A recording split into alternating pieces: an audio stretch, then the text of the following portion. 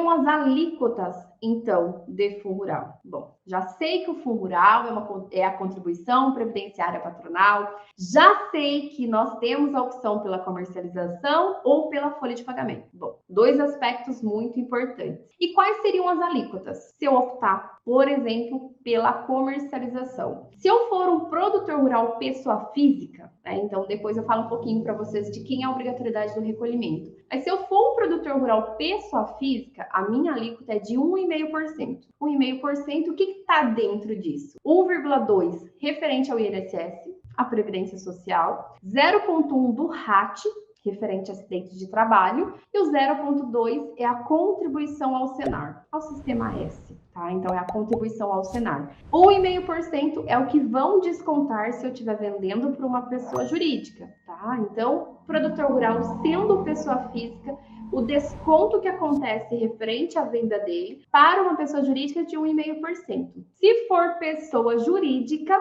se eu for um produtor rural pessoa jurídica, a minha alíquota é um pouquinho maior, é 2,05%. E o que tem dentro? 1,7% referente ao INSS, 0,1% referente ao RAT e 0,25% referente ao Senar. Nesse caso, quem recolhe é a própria pessoa jurídica, tá? Então, se eu sou um produtor rural pessoa jurídica, sou eu mesmo que recolho, mesmo que eu estiver vendendo para uma pessoa jurídica, tá bom? Essa é uma das diferenças de obrigatoriedade de recolhimento. Mais alíquotas, 1,5% para a pessoa física, 2,05% para a pessoa jurídica. Tanto pessoa jurídica quanto pessoa física pode optar pelo recolhimento via folha ou via comercialização, ok? Então, essa opção acontece sendo eu pessoa jurídica ou sendo eu pessoa física, tá bom? Então, eu sou pessoa física, pessoa jurídica, o fundo rural eu posso optar pela folha ou pela comercialização, ok? Ponto muito importante. Ambos também eu tenho que optar, lembra? A decisão aconteceu em dezembro,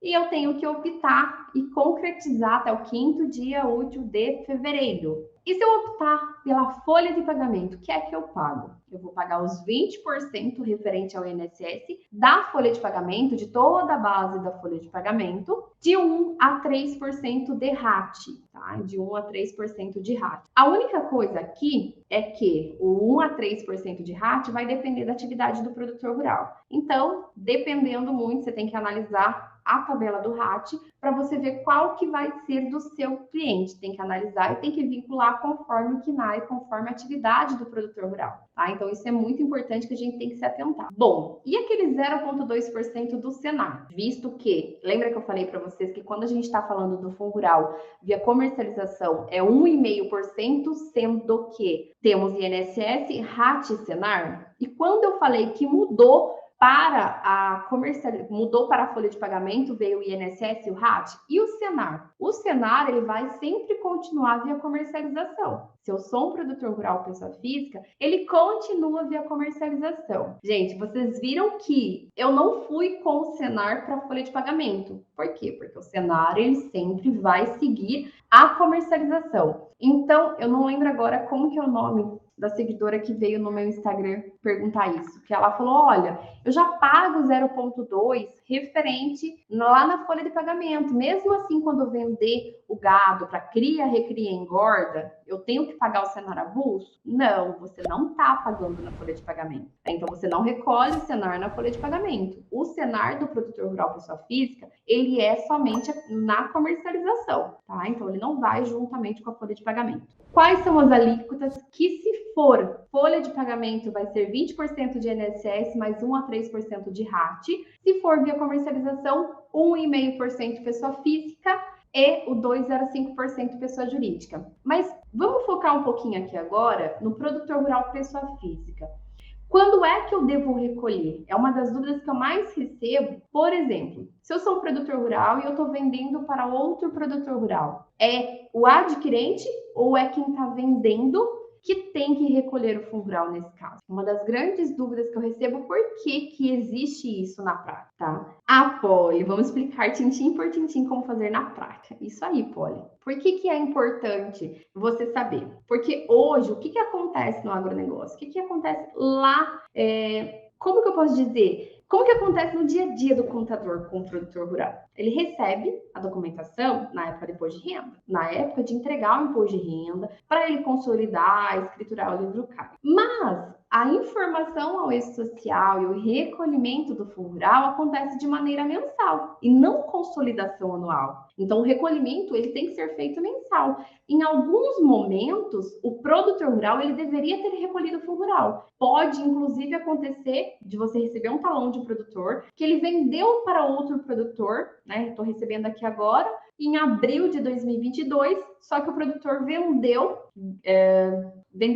algum, como que eu posso dizer? Ah, eu vendi soja para outro produtor, eu vendi milho para outro produtor, eu vendi laranja para outro produtor. Nesse caso, deveria nessa operação, sem contar na isenção, perguntaram aqui no YouTube sobre a isenção. Já falo para vocês um pouquinho sobre a isenção, que geralmente acontece em isenção de cadeia. Né? Então, o que acontece? O produtor rural deveria ter recolhido o fundo rural nessa venda de produtor para produtor, ou nessa venda de produtor para consumidor final, vendi milho para o consumidor final, vendi laranja para o consumidor final, vendi gado para o abate, consumidor final. Então, nessas operações em si, deveria haver o recolhimento e também a informação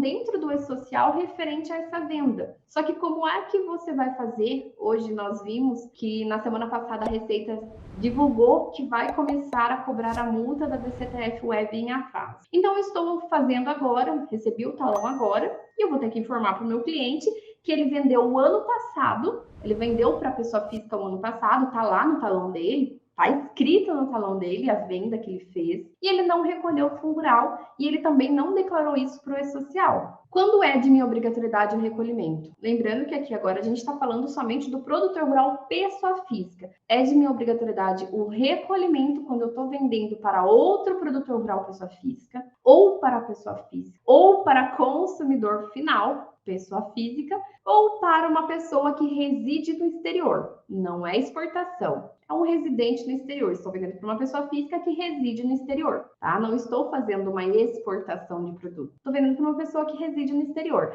Nessas operações de venda, é de minha obrigatoriedade o recolhimento do fundo rural. E quando é de minha obrigatoriedade, o recolhimento também é de minha obrigatoriedade a informação para o e-social.